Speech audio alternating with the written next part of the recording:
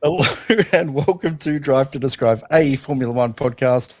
We have this little thing, we're using a whole new system. It's taken us a good 30 minutes to get our shit together, get our mics working and everything coming together. And I just said to the guys, there's a little intro video that plays 15 seconds of silence, and all I can hear is James deep breathing into his microphone. But we are here. Could have been the cat deep breathing into the microphone. Who knows? But we are here. A good purrer. Yeah. We are F1 Drive to Describe. It's good to be here. It's the Miami Grand Prix. James, you're here always. Welcome. What have you got to say? Apart from last week, where I wasn't. Apologies for that, people. I had phone issues, but I'm back and ready to give some hot takes on this weekend. And she's also down in Melbourne. She's going to be here this week, but maybe not the next couple. It's Jackie. Yeah, I've had enough of you boys. I already need a break. But this is going to be exciting. Canadian Grand Prix has been fun. Yeah, I think I might have said the Miami Grand Prix. I can't in my head work out what weekend it's at. You did say Miami, but we'll just move past it. Yeah, we'll move past it. Miami, Canada, America, North America. Old. It's the 51st state. It's very easy to confuse these matters, as I'm sure you guys can appreciate. United States Grand Prix. Yes. Yes.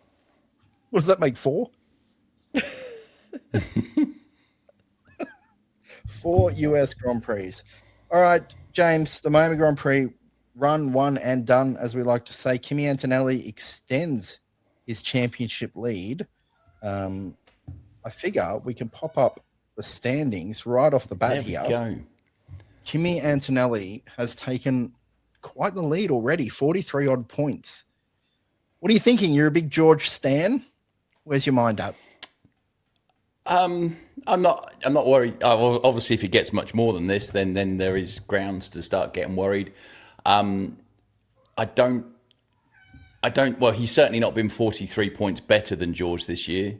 He's got a little lucky in a couple of races. A DNF will do that to you, and that's what I don't know if you're listening to what commentary you're listening to, but Brundle said the same thing. Is that he was talking to George the other day, and he said the bad weekends are fine as long as they're not 0-point weekends. And we had a sprint this weekend which he won, and he got 2 poles, so he's obviously quick.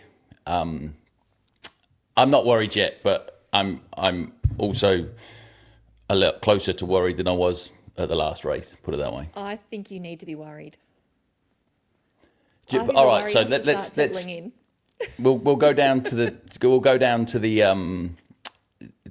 segments later on, but let's just talk about the race right now.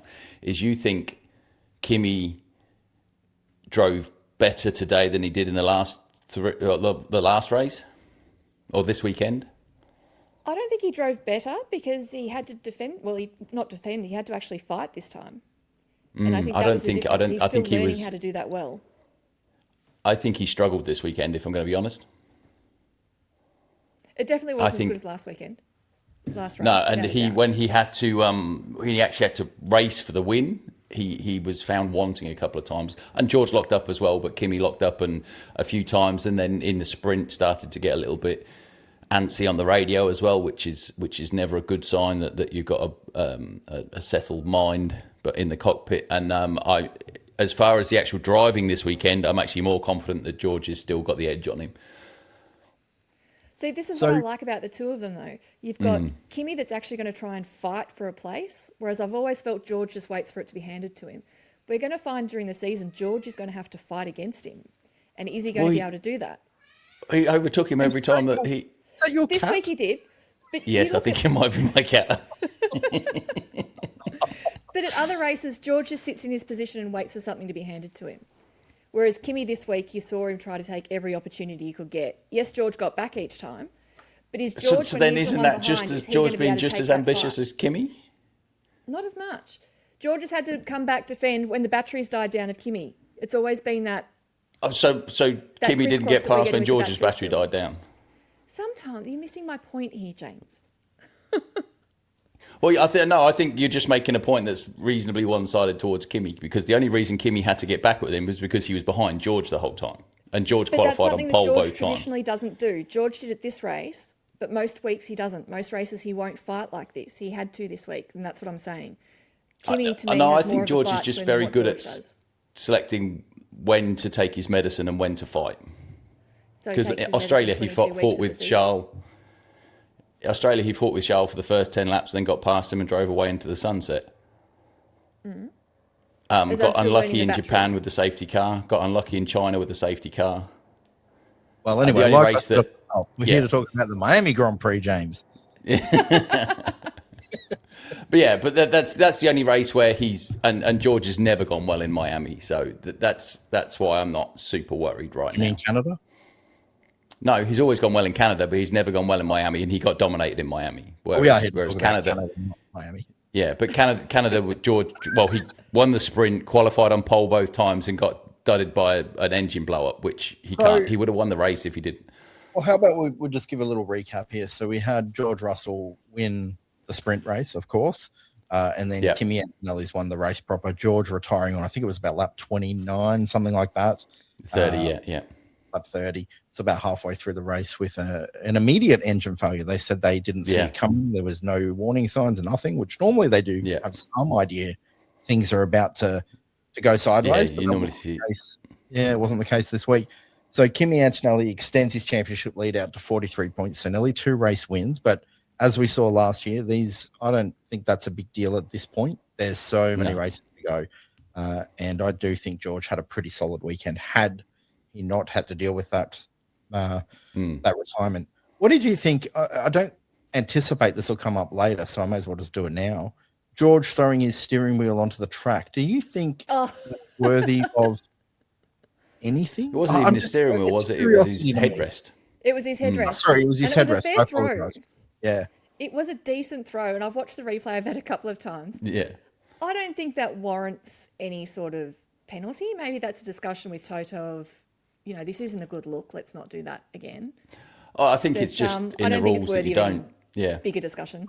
I was going to say with Toto or with the stewards, because for me, like if that lands, I know this is unusual for it to land at a strange angle and bounce onto the track, but it could have. Oh, I suppose, I'm looking at the fact it just went straight forward on him. You again, to quote the great Sebastian Vettel back in the day when he got asked that question. Well, Lewis got asked a question about swearing on the radio, and he said, "You're chock full of adrenaline. You just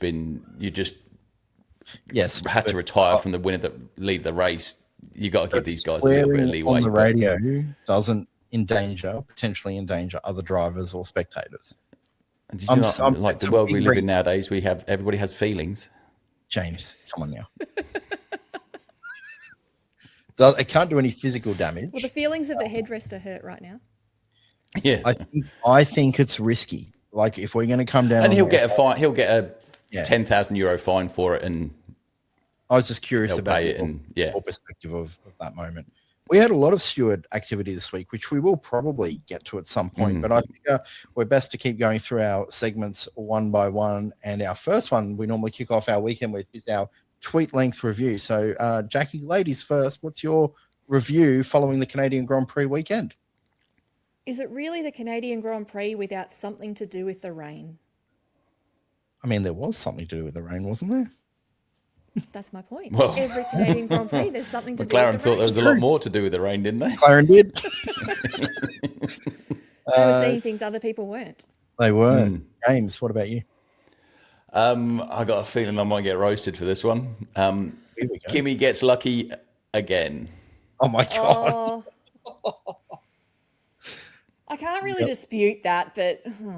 I mean, he was half my eyes so much of it came behind him. It's not luck. It's not like he was George 15 seconds behind in third while the 2 leaders crashed into each other. That's a typical George luck. I don't know about. I wouldn't call it. It's happened once. Yeah. Oh, more than once, I reckon. It's my call. Sticking with it. Mine is, when did McLaren become Ferrari? Oh, low blow. Dud decision. They had 2 laps to fix it as well, 2 reconnaissance laps to fix this error, and they didn't do it. Well, they wouldn't have done it because they still would have started from the back. And Oscar wanted to as well. He'd raised it with them. Yeah. Well, yeah. So he's really got a I told you so.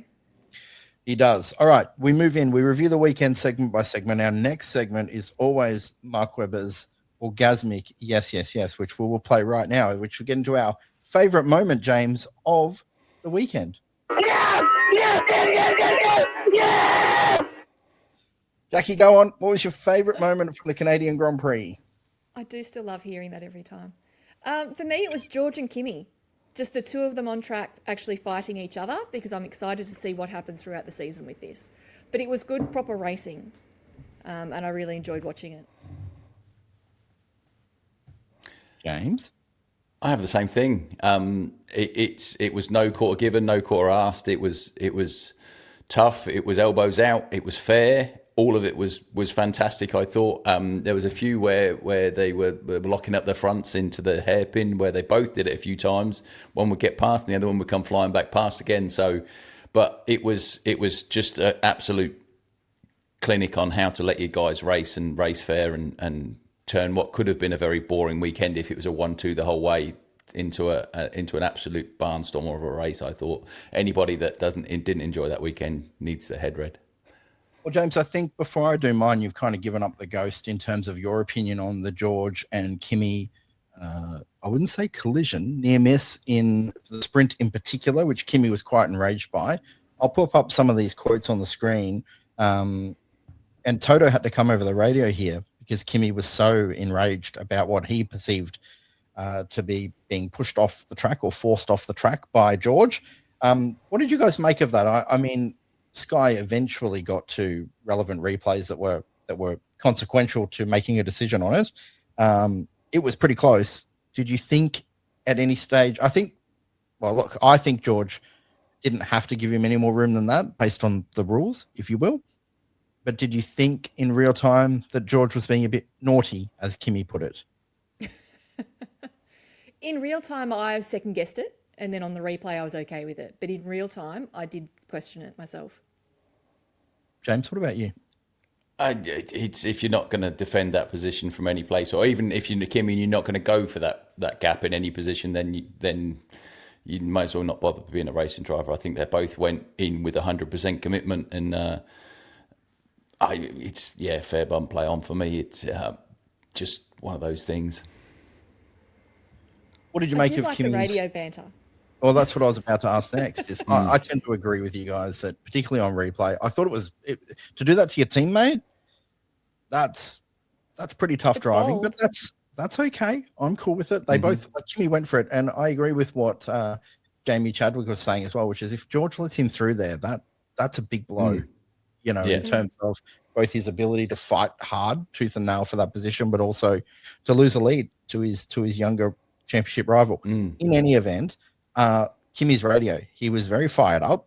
Toto had to come on the mic twice. Yeah, even right to driving into the pit lane. Pit lane, Toto came on and said, "No, we'll deal with this internally. Leave it." But I wanted to ask you guys, I mean, Kimi's 19, right? I'm surprised we don't hear this more. He's a 19-year-old guy. Like, it's not a shock. Jesus, at 19, my 19-year-old Italian. Yeah. My emotional regulation was not what I would want it to be as an adult. So, with that said, he our new Yuki Tsunoda with the radio? Well, I guess what I wanted to ask. Oh, well, I don't think so. Yuki's a one-off for mine. But do you think these messages helped? So, for example, I'll read them out. So, Bono, Kimi, concentrate on the driving, please, and not on. Oh, that was Toto actually. Just Kimi, concentrate on the driving, please, and not on the radio moaning. I hate the word moaning. That would have made me see red if I was Kimi. The delivery there is not great. It's in his second language. Or Toto. Yeah. Just imagine that in German. That would have been sounded way worse. I think Toto's capable of speaking. And I guess, very soon after the initial incident when Kimi was upset on the radio, Bono said, let's just get this back under control, Kimi. Focus on Norris, focus on the driving. Now, I don't have an issue with that message by Bono, but I think saying focus on Norris is just going to tickle him the wrong way. Again, I just feel like they didn't get the radio right with him in that very moment. But what did you guys think?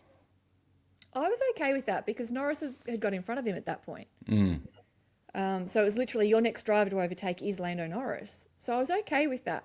Do you remember last year when, sorry, Jack, but do you remember last year when Oscar was trailing, I think it was Lando, and they were telling him the gap to Charles, and he was like, I don't care where Charles Leclerc is on the track. Tell me how I can beat Lando. That's kind of what I think would have been going through Kimi's head is I don't care about this McLaren. That's my personal. I'm going to get past him. Yeah. I don't think anything was going through Kimi's mind at that point. He was just angry, and he would have argued with anybody. It's like I say. I think in the cold light of day, when he goes back to review the race with his engineers in the next day or two, that he'll realise that George didn't do anything any racing driver wouldn't have done. Yeah, I'm okay with it in general. I know. Sorry about that. It's not a child crying, people. It's James's cat. It's worse. It's a ginger cat crying. Back in a sec. James is off. James has just left the broadcast to deal with this whinging cat. A whinging ginger cat. Are we going to get a cat appearance now on the video pod? Are we going to get the I'm back. He's back already. The cat has been removed. Poor thing. The whinging ginger cat is gone. All right. Is the cat British too? Exactly. Nuggie was just coming out in sympathy for Kimi Antonelli. That's all it was. Yeah. My yes, James, you'll be pleased with this one. I think it's actually George Russell. So he doesn't feature in my top 5 drivers through no fault of his own. It's just happenstance that he's not there. But I'm not. That's not 2 poles, a sprint win, dominating the race, and doesn't finish in your top 5. Well, Correct. He didn't finish the race. He didn't finish the race, but I'm shouting him out as a yes here, James, because I actually feel like what you were saying at the start in terms of the mental edge. I thought George had it this weekend. Yeah, I think had he finished that race and finished first, Kimi would have got a little in his own head. So I don't think George is that far away at all, and I don't think there's any reason to panic. These are the moments where experience is going to tell for him, and I think if he has a race weekend where he can pole and win it in front of Kimi and Kimi can't get him, it's going to do way more. Going to take way more for Kimi to keep his composure as a 19-year-old than it will for George. That's my personal take. I thought he had him a little bit rattled at times this weekend. Yeah.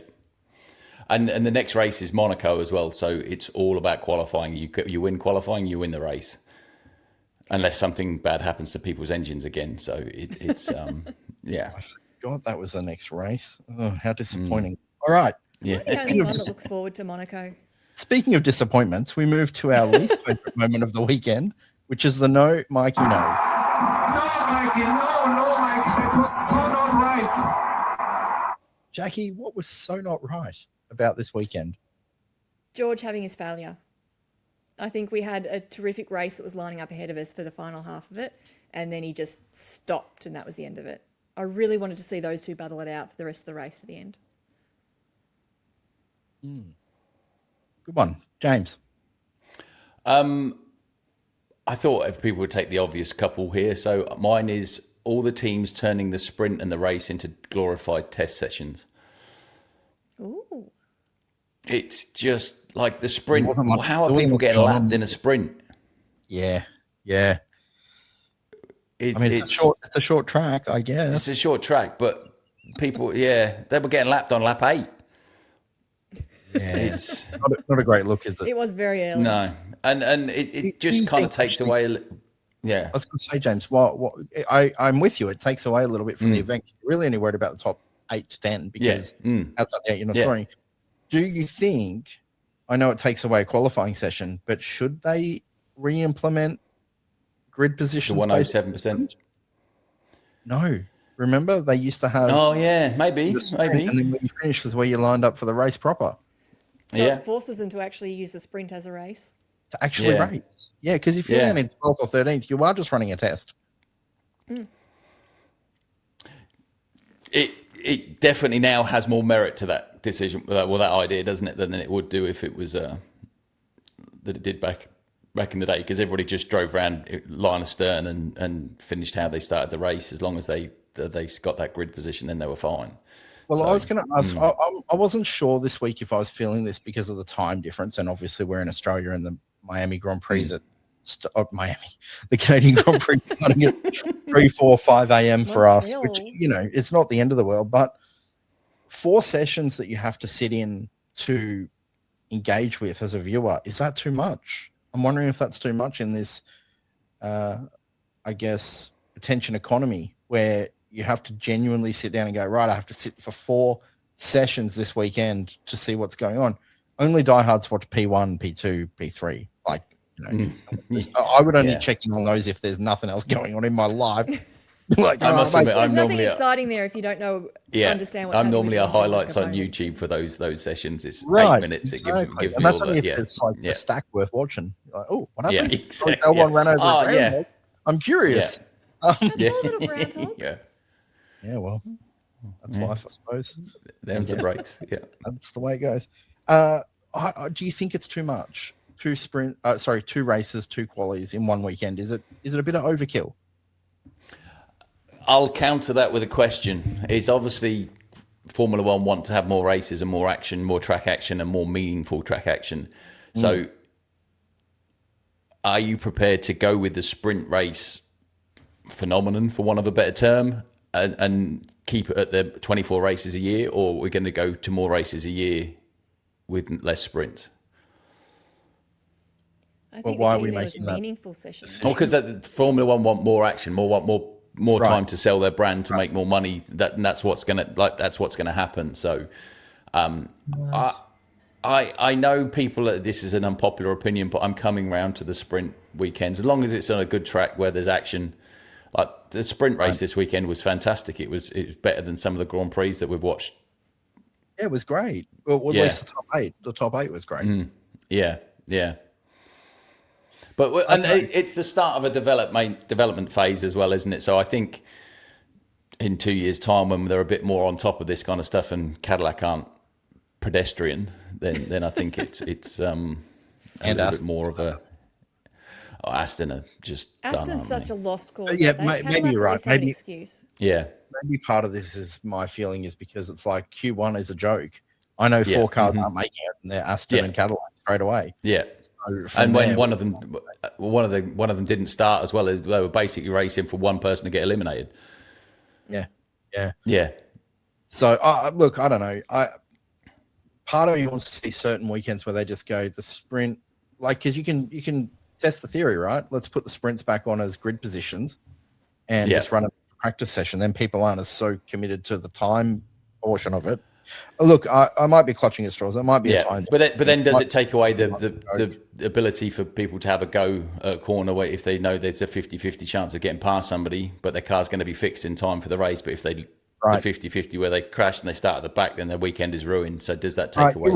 You're right. There's a certain take away the incentive to go for something. Yeah, you're right. But then what's the incentive to go for it right now when nothing's on the line when you're 14? When there's a 1 point on the line. Exactly right. There's not a thing on the line. There's not even a grid position on the line. There's nothing. Maybe there should be a forfeit or something that if you finish lower than you started in the sprint, you have to lose a point. Walk around the paddock with your trousers off or something. Yeah. You go backwards. Cadillac could be like, we don't want to qualify at the front. Dear Lord, we're screwed. That would be funny. All right. Mikey, all that said. Well, I can't believe no one took McLaren. So I will. I'll take McLaren. Feature for me. I've got that later. Yeah. I mean, starting on Inters on a dry track was just odd. Well, as I said, it's Montreal. It always rains. Yeah, but it didn't. It didn't rain.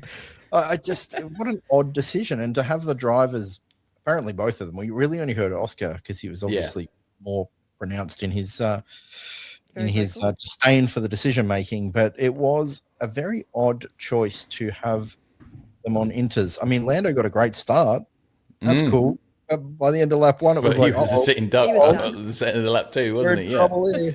So they put them back in the field, and then they obviously Lando retired anyway. But then Oscar was getting involved in crazy incidents, and you're like, he shouldn't be down there. Like this is their the racing incident is not their fault, but the fact that he was down there battling Alex Albon, for God's sakes, not battling Alex Albon, assaulting Alex Albon, resident groundhog murderer. Just a blight on what they were doing. So anyway, McLaren win it for me because I just think they ruined the drivers' opportunities this weekend, irrespective of what ended up happening with them in the race proper. So that's my one. What we got McLaren on the the chopping block is, as two Oscar McLaren fans, are you a little worried that how slow he looked this weekend? No, I just put up on the screen for those who are audio only, but it's Oscar's quote after the race was just one of those things where if it rained a little bit more, we would have looked like heroes, but it didn't, so we look like idiots. I do love his, That's very Oscar, isn't it? Very Oscar, very, very flat, very, very typical Oscar response, that one. So I just thought I'd put that one up because that did make me laugh. Am I worried that he's slow? No. Because he didn't come through the field quite as quick as Lando. I'm worried that he's disinterested. Mm-hmm. He's lost his fight. He's lost his spark. Yeah. We need to get it back. But after a year? Yep. I mean, after a year. Well, Lewis you mean going for the whole year will go or whatever? Yeah. No, I think he'll find some encouragement. I think this weekend just went a bit sideways on him. You know what it felt like to me, if I was thinking about it as an Oscar fan, is like, felt like Azerbaijan, where one thing went wrong, then another thing went wrong, and then another thing went wrong. It just felt like it was this culmination of just, fuck this weekend. Well, but he's not been dominant. He's not had a dominant weekend since Azerbaijan last year. No, Azerbaijan was a lot of rumours this week, though. No, but he's not had one. He had like 5 in the previous 8 races before that, and since then he's Lando's done all right. There's been a lot of rumours this week, though, about Max Verstappen leaving Red Bull and Oscar taking a position. Is there actually something going on behind the scenes and Oscar has checked out? Is it possibly not a rumour and it is happening or in the process and he's just checked out of McLaren? And that's why there's no spark. That's where the disinterest is. I don't think it's interested. I'm not going to be here next year. It's too long to be disinterested. I just think it's a this weekend thing. I just think it wasn't happening for him and he just... because you're right. Because Japan, he was awesome. Yeah. He doesn't feel like he's competing for a title. That's reality. And when you've gone from being in the intensity of a title fight and leading it for most of the year to, if we run all right, I'll get 3rd or 4th, it's just not the same. And it's interesting because the psychology behind that, like Hulkenberg would lose his mind for a 3rd again. Yeah. But just where your mindset's at, it just changes depending on where your car's at and what your expectations are. Shall we move on to our W14 letter of apology for someone who needs to apologize, James, for their actions this weekend? They do indeed. Michael, is this Toto? Go ahead, Toto. Michael, I just sent you an email. Jackie, who needs to send an email? We've just discussed it. McLaren for their tyre strategy. Ah, yes. Low-hanging letter of apology. Listen to your driver. If your driver doesn't want it, don't give it to him. No, it's too late at that point, though. Because what do? They go into the pit lane, start from the pit lane and start at the back. They start behind Lance Stroll. He wouldn't have been any worse off. He may have been able to fight through quicker. Oh, I don't think he would have done, wouldn't he? Because didn't he come out ahead of a couple of the cars when he pitted on the first lap instead of being behind them? But he was starting already at the back on the right tyres. He wouldn't have lost that time. I don't know. But that's my thought. Mine's the same. I wrote down the McLaren Strat guy needs to take a long, hard look at himself. Right. Because blind Freddie could see that wasn't an inter circuit 20 minutes before they had to make the decision on the tyres. Yeah, it's... I'm curious what they thought they were seeing on the radar that the other teams weren't. I assume rain. But why didn't anyone else flag it? Your powers of deduction are astounding. So. All right. I've got a double. I'm going to be a bit greedy and have a double. One is just because I want to put Audi in here because that car is so ugly. That is one of the ugliest cars I've ever seen in Formula One. My God, it's ugly.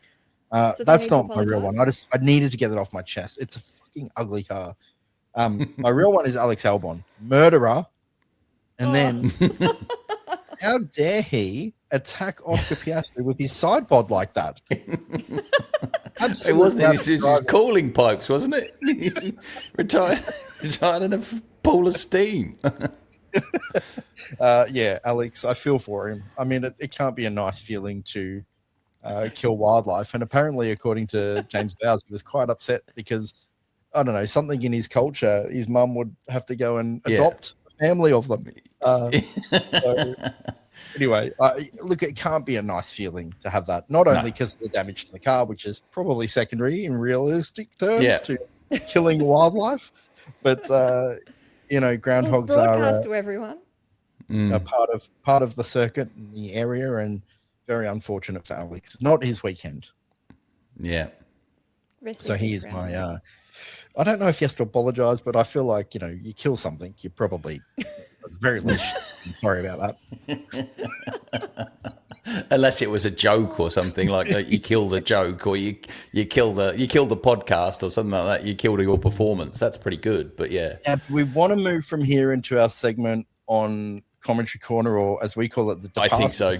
Danica Patrick Appreciation Society Achievement Award, which is the Depasa.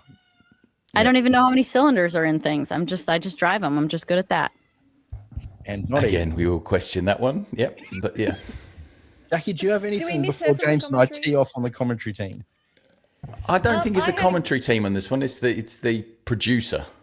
Oh, good. I just had a giggle at one of Martin's comments, being a car sounding like a bag of spanners. Now, that's an English thing, though. When you rattle a bag of spanners, it sounds like an engine that's about to go pop. Yeah. Who's getting around carrying a bag of spanners? Mechanics. I'm not sure it was literal as you're making it out. Yeah. That's But great. he just said that, and it literally made me chuckle. I really thought that was funny. That's good. That's good Far stuff. too funny. James, the broadcaster, what was your issue? Well, we missed Oscar running into the side of Alex. We did. We missed a pass for the lead. We missed a pass of Charles Leclerc trying to get past Isaac Hadjar because there was superimposed a picture of George Russell on a scooter getting back to the very pit important. lane. Very important to see George on it. Poor old boy did not look glamorous in that either. But there was countless others. We missed Lewis going off the track for 5 seconds. Yep. And there was what, 2 or 3 others that I can't remember off the top of my head. There was a Hamilton overtake somewhere that they missed as well. Yeah, I'm trying to think which one it was. Well, they missed in the sprint. They missed Piastri passing Lewis. They missed the George and Antonelli collision that led to all the drama. And when they finally found a replay, it was a rear-facing replay from George's car. What? Yeah. Doesn't help us at all. Yeah. What is How are happening? you not got cameras on the battle for the lead? Yeah. And then when we're wanting to see the replays of what happened with these guys, they're cutting to an Antonelli and Norris replay that was meaningless. An attempted pass didn't work. And I'm like, no, come on. We want the good stuff. So, yeah, I'm with you. The broadcaster missed a lot. I have one other thing, and it's more funny than anything else. But I don't know if you guys saw the pre-race broadcast where it was a bit windy. Poor Jamie Chadwick is fighting for her life to hold this freaking umbrella. Fighting for her life. And Simon's just standing there next to her. And eventually, she's shaking. Her wrist is like, he goes, you want me to hold that for you? I'm like, you think? Jesus, this poor girl. Because she's only small. She's very petite. She's tiny, but she was fighting for her life against the breeze in Montreal. Poor Jamie. It was, come on, Simon, wake up. You're standing right next to her, dude. Help. But give me all the Jamie Chadwick in the commentary sword team. for him, though. She's fantastic. Oh, Jamie's fantastic. I agree. Yeah. He's got the problem, though. If he takes the umbrella off the girl, then all of a sudden he's sexist because he's treating her like a girl.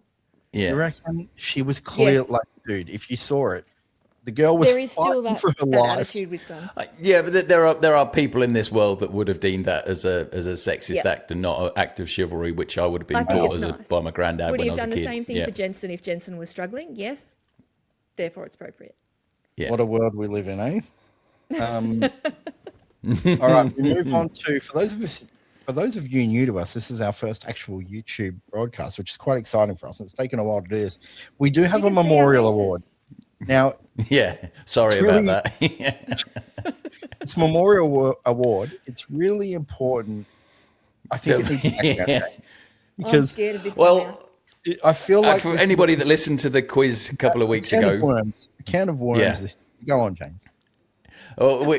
every now and then when we have a slow week or two, I put together a quiz, and my mind is a little bit. I get more messages about the quiz than we do about any of the review things, because they tend to go down a certain path and tend to descend into basically just fits of giggles. So the first quiz I ever made, I had a quiz section which was called Porn Star or Formula One Driver, where I found old Formula One drivers with names that sounded a little bit pornish, and vice versa with porn stars and the guys. It was pre-Jackie days there, so I wouldn't have done it obviously if Jackie was there, because it's just too much. Didn't we play this game a few weeks ago? Yeah. Yes, and so Clive Puzey, I believe his name is, but I pronounced it as Clive Puzey, and ever since then we thought, well, we need to create a weekly segment with his name and yes. Yeah, and we thought he may have been dead when we first did it, but it turns out he wasn't. So, or he still isn't, as far as we know. So he will be forever remembered as the Clive Puzey Memorial. Yeah. Clive, if you ever come across this, we love you.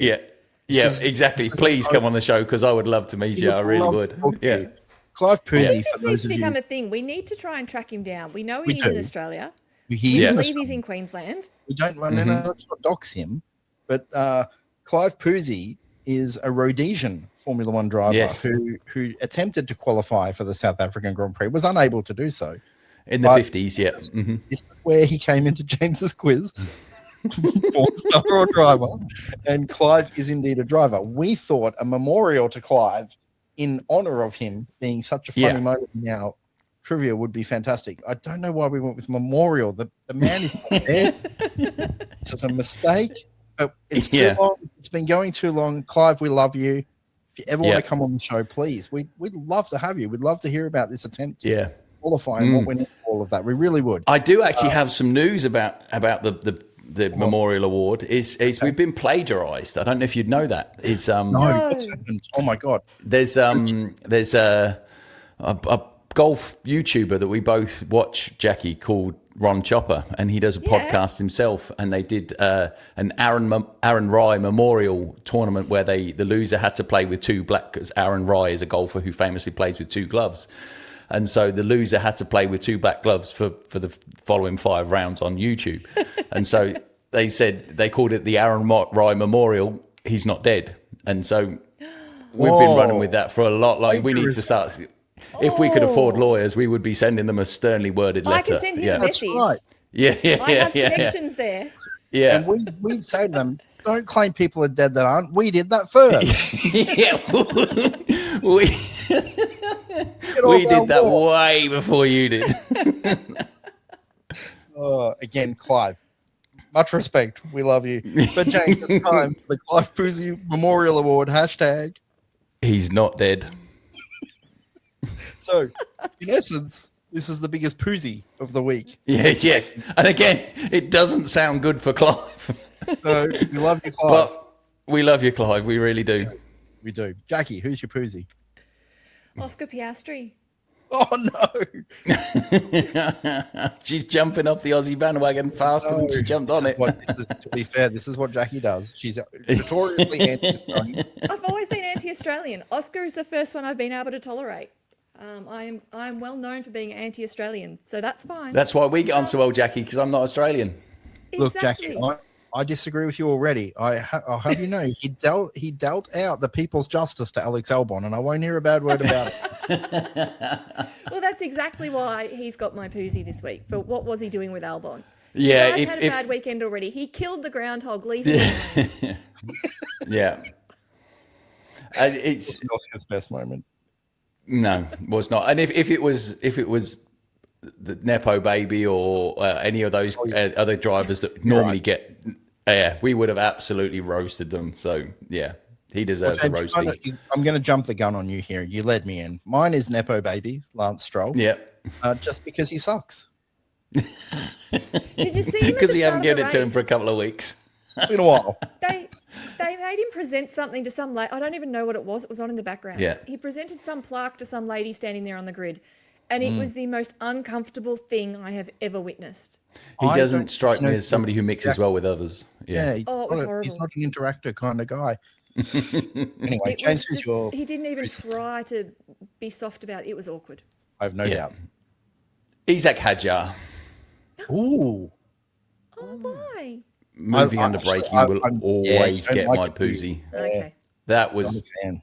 borderline day. And Max, we almost had a repeat of Max and Lewis into cops and that kind of stuff. Again, there was a couple of times there where he was trying to run him into the wall down the back straight. So it was, but Isaac, pick a defensive line and stick to it. Don't try moving under braking because you'll soon get found out.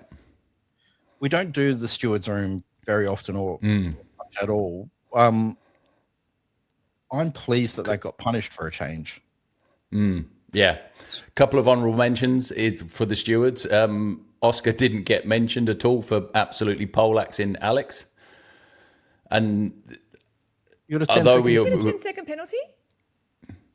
no in the sprint wasn't there was one that he got done where he didn't get whether he did something that would have got He hit Alex twice, did he? Is that your claim? I think so. I'm I not think sure it was that's something true. like that. Anyway, I don't know whether it was Alex, but he there was one that he didn't get investigated at all, and the George Kimmy thing warranted an investigation. I think we all thought that it was the right decision in the end to not have a penalty, but it probably warranted having a look at. That's for sure.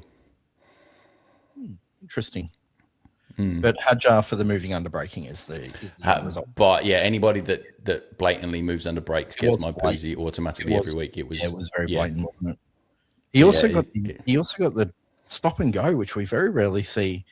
He must have an egregious breaking of that yellow flag rule. Didn't even lift, was what Bernie came over and said. So what a great look. Isaac needs to do a bit better than that. Yes. Did you do yours already? Yeah. Yep. Jackie's already done hers. Oscar. That makes sense. You normally go first. Because I'm special. All this power with this new system we have has gone to his head. I'm trying to keep up with all my tickers and everything I've got going on. But we do now move into our top 5. Did I do my Puzey? I did. It was Lance Stroll just for being He's doing well. We move into our top 5 drivers every week. We calculate our top 5 drivers with a blind spreadsheet that will reveal at the end of the season. So stay tuned for it, which is the Sterlings, our awards podcast, where we name our top 10 drivers. There is often some contentious results here. I don't think George Russell, for example, has featured once in my top 5 this year, which is a little bit wild. I might have to make some adjustments as the season wears on. That said, Jackie, we'll start with you. Number 5. Quite fitting you've just mentioned George Russell. He did just scrape into my top 5. Purely because he did have a pretty stellar weekend until... What? James, how can you be huffing and puffing at me already? I've put him in the top 5. Because it's far too low. Did he finish his race? No. Was it his Did fault? he win the sprint? Yes. Is that why he made Yes. it to Did the he top get 5? pole in Yes. both qualifyings? Yes. Did he And drive that's why he made pretty the top much 5. faultlessly the whole weekend? Yes. When you put him at number 1, James, you can talk it all up. Jackie's allowed to put him at 5. I haven't got number 6 1. for me. He's not made my top 5. He was an apology. If he didn't have all the poles and the sprint win, he wouldn't have got a mention. Who's your number 5? But he was having a very good weekend until his car failed, and that has cost him a Was. few spots because he did not finish the race, and they are there to finish the race. Yeah, if you keep telling yourself that, you'll believe it one day. Can't win the championship by not finishing, James. I'll tell you that much for nothing. Correct. My number 5 is Ollie Behrman. Why? What did he do? He started well and finished way higher than he qualified in both sprint and race. So I'll give Ollie Behrman. And I've got his new hat. I quite like it. He was 8th or 9th or something, I think. 10th. Got points. You're Started a like regular 17th. proponent of Formula One merchandise, aren't you, James? You're a regular purchaser. I That's in particular. if my wife asked, no, I'm not. But yes, I am. Yeah. My number 5 is Lewis Hamilton. I thought his driving in the race in particular was really good. He looks free. He looks comfortable out there. I liked his weekend. Lewis Hamilton, number 5, James, number 5. Who have you got above Lewis for the Wait week? for it. It's going to be a good I thought you were week. showing us your wedding ring then instead. No. How on earth has he only made it to number 5? Because I think there was Curious 4. to see what Nathan's will be. Yeah, it's going to be fun. Yeah. Go with it. Jackie, number 4. Be made up is what it will be. Yeah. Man, I'm going to get killed. Number 4 for me was Isaac Hadjar. Here we go again. Sorry, I nearly fell off my chair then. Yes, he's had some issues this race, but it wasn't He too borderline nearly killed somebody. bad. Oh, no, that was Alex Albon. He killed the groundhog. He did get points. He's come in 5th in the race.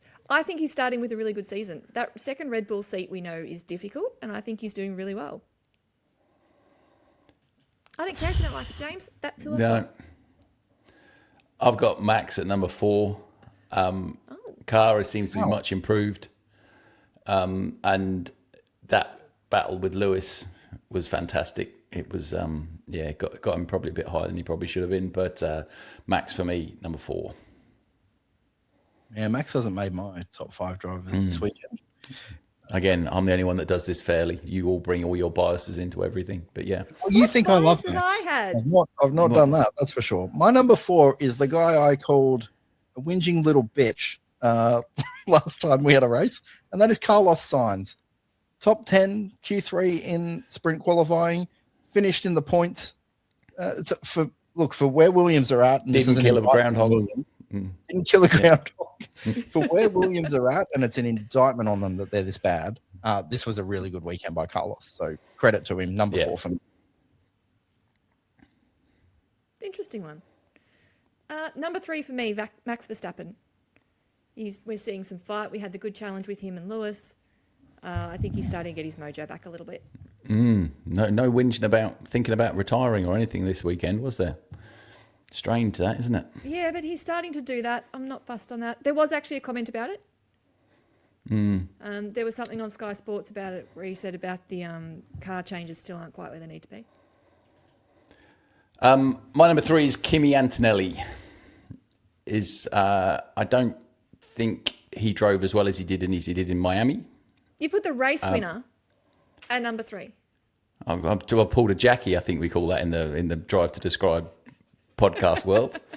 No, I generally put them second. Yeah, but I don't think he drove that well this weekend. He drove with too much anger in him. He didn't. He was whingy over the radio, which none of us like, and he outbraked himself a few times. When he had chances to drive off into the sunset, he'd make a mistake and let George back through again, which is not particularly Kimi-like in the last couple of weeks. So, Kimi, number 3 for me.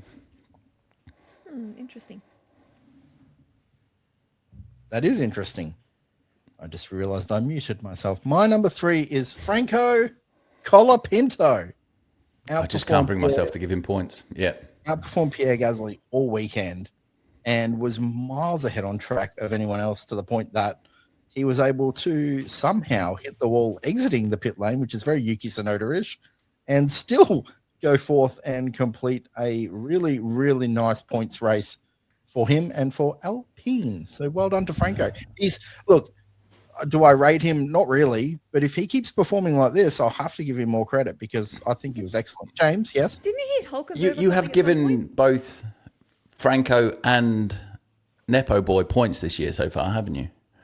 I don't know if I gave Nepo Boy points. Why would I do that? You gave some controversial points back a while ago, and I can't remember who it was. I think it was Nepo Boy. It might have been Liam Lawson.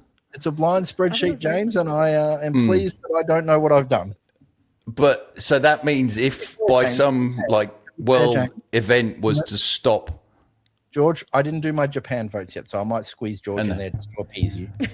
I know, but right now, if the world event was to stop Formula One and the total be given 19. now, right, you would have both Colapinto and it's either Lawson or Liam Lawson. You would have both Liam Lawson and Franco Colapinto ahead of George Russell in the driver votes this year. I hope you're proud of yourself. I judge it on its merits.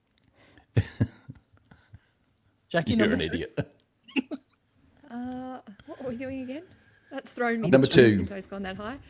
Number 2 is Lewis Hamilton for me. We've got a bit of the old Lewis back. He's done some fighting. He seems happier. He was much happier in his press conference at the end. But he's actually got a bit of fight to him. There's still issues with the car. We heard him early on in the race that there was some power issues with it. But I think we're starting to see some forward progress there. Nice. Yes, he features in mine as well. But my number 2 is George Russell. Other than an engine failure, he pretty much ran the perfect weekend. A win, 2 poles, and had to retire from the lead of the race. So, to not have him in your top 5, Sags, I'm sorry, is almost just Dude, he was wrong. 6. Well, He didn't finish the race. You got my yes. it's a sprint weekend. It's the best driver of the weekend, not of the race. I went with the Mark Webber orgasm segment. All right. Yeah, you're an idiot. I You're an idiot. fit in where he I've fit. never called you an idiot before, but you're an idiot. I have great respect for you too, James. My number 2. Right now, I don't. Yeah. My number 2 is Isaac Hadjar. Oh, you are both. Oh, anybody that borderline So angry assaults with somebody. this. He just gripped his microphone with frustration. He nearly You know what I like now? killed People Charles can see this Leclerc. now. People can actually see James's responses now, which I think is Yeah, because he would have. On Spotify or Apple Podcasts, we now are on YouTube. You can find us on YouTube if you want to see James death grip the microphone or leaving the It's worth podcast the for viewing. a crying cat or giving me the bird on the screen. Whatever works for you, you can see it in real time. But Isaac Hadjar, there is a reason with this, James. So think about how long it's been. I think they said it on the broadcast, over 40 races since a number 2 Red Bull featured in the top 5, while Max has probably won about 15 to 20 races in that period of time. Well, let's say 10 to 15. Yeah. So the fact that he's done that, and not just done it, but with a stop and go penalty and a time penalty as well, is an incredible achievement. He was so far ahead he could wear both those penalties, over 30 seconds of penalties, and still finish in the top 5. Was the driving reckless and dangerous? 100% it was. I agree with you. I didn't like it, but I have to give the man credit. I mean, we're going back to Sergio Perez since a Red Bull driver featured in the top 5 that wasn't Max Verstappen. It shouldn't be an incredible achievement. I will say it. It shouldn't be, but it is. Well, it's not though, because it shouldn't be, because the team have been at the front of the grid for a long time. It's not the our number fault. 1 car has been. Yeah. Their number 2 driver has been an idiot. That's the trouble. I'm glad we agree. Jackie, you're number 1. Viewers, watch James. Keep your eye on him. My number 1, Kimi Antonelli. Hey, He's just not this weekend. Sensation. I will give him credit where it's due, but he is not the number 1 driver this weekend. who won driver of the day? Do you guys know? Lewis. Hamilton. Lewis did. Okay. He fought well. He was trying things. Yes, he's young. We've still got to calm him down. There's things he needs to learn, but he's trying. He's not just going, I'm the second driver, I'm the young They're one, all I'm gonna see my trying. spot. He fought. He pushed really hard for that, which I thought was great. And there were mistakes in there, but he's young. He's going to learn. I like it. And I think it is setting us up for a really good season. I think he's setting up for a good season, but I don't think he was another number 1 driver this weekend. I think he made too many mistakes. Well, he finished the race. Because his engine kept going. He would have finished the race second if George's engine would have kept going. Yes, I do. I'm a savant when it comes to Formula 1 races. Lewis Hamilton is my driver of the day. It was just great to see him back again. Brought out the Lewis hat as a tribute, and when Max started to get feisty on the defense again, it took me straight back to 2021. It was fantastic, and mention to these cars again, they can race close and they can overtake, and yes, they still need to sort the engines out a touch, but the actual racing is fantastic. Yeah, it was good to watch. Yeah, and they can follow. I think Martin made a point of saying that in the broadcast, and I agree. Like, we are getting some pretty close, tight racing, which is good to watch. I've jumped on board these regulations a lot more over the last 2 races than I'd previously bought in. So that's encouraging. I think we're seeing some really good racing and close racing. And yes, Mercedes took a little step ahead again, but the fact that the other teams caught them up, I don't doubt that they can do it. So I think we're still going to see some really good racing in this season throughout. My number 1 is Kimi Antonelli, race winner. Extends his championship lead to 43 points. I can't look past it, James. You may not like it, but I can't look past it. Kimi won the race. Pastor Maldonado has won a race. Doesn't mean to say that. I think, Did Pastor Maldonado what ever an lead odd the comparison that championship? is. Look, I think he's like, I thought he was cracking under pressure this weekend, and he still won the race. Now, I'm not saying he would have Because George had a DNF because his engine blew up. But he was right there, James. So we've seen people, hotheads, lose their marbles, and this guy just didn't. He just kept going, and he was close. If George's engine hadn't popped, he would have overflown at some point during that race, and his little Italian curls would have come flying out of his ear holes. His curls would have come out of his ear holes. How interesting. Look, that's something from. Go on, Jack. Oh, it was just something with Kimi winning, and maybe it's because, Formula One in the 90s, when they play the anthems at the end, I just keep hearing the anthems the wrong way around because, of course, they do Italy first and then Germany for the manufacturer. And we just grew up so used to it being the other way around. Germany for Schumacher, Italian for Ferrari. Every time I hear it, I just think wrong way. Sorry, that was all. Even though the Mercedes team are based in Brackley and wherever the engine is, and I can't remember where it is, but they still have the German national anthem. Yeah. Yes.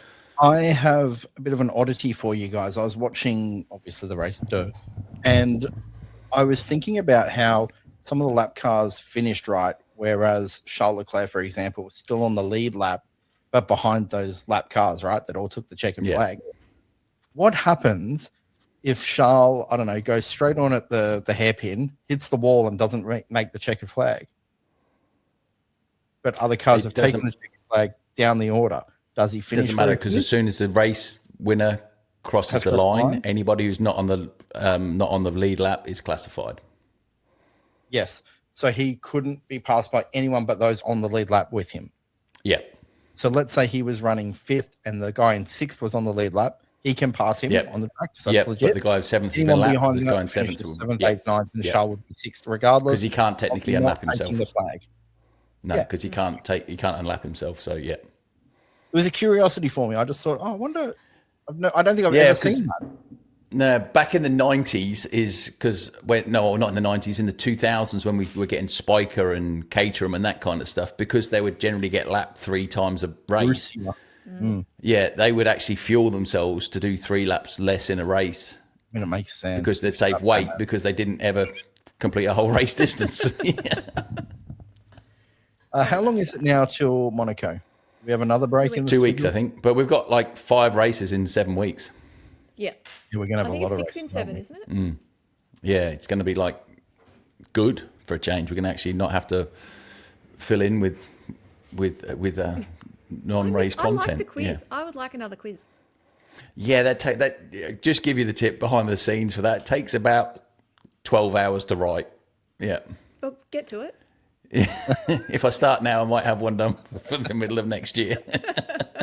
Well, with all that said, next week there's no race, and then no race Monaco's next week. back. Okay. So it'll be James and I next week. We do have another host, by the way. He hasn't made the YouTube debut with us, but Taylor, who lives in Dubai. So sometimes he's around, sometimes he's not. He's probably not got a face for YouTube, has he? Let's face it. Yeah, but yeah. Yeah, say none of us, but that's okay. Except maybe Taylor.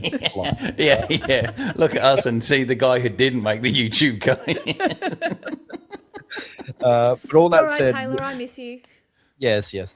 We are F1 Drive to Describe, obviously on YouTube if you're finding us there. If you're finding us on Spotify or Apple Podcasts, that is who we are. But we are also on Instagram, TikTok, all these variations of social medias. So please please rate, please subscribe. We did get a couple of actual ratings over the past couple of weeks. One was really positive.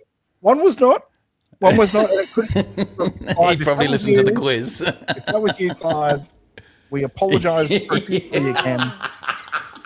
Maybe it was Clive.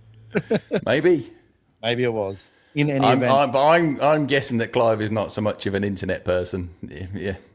No, I would dare suggest he's not. But in any event, we are F1 Drive to Describe. You can find us on the Instagram, on the TikTok, YouTube, Apple Podcasts, Spotify, you name it. We're there. We will be back next week. James, you and I will talk about something. So tune in, join us. Yeah. I'm sure James will abuse me again, and it'll be a great time for everyone involved. Oh, stop being an idiot, and I won't abuse you. Yeah. Without further ado, au revoir. Bye. Ta-da.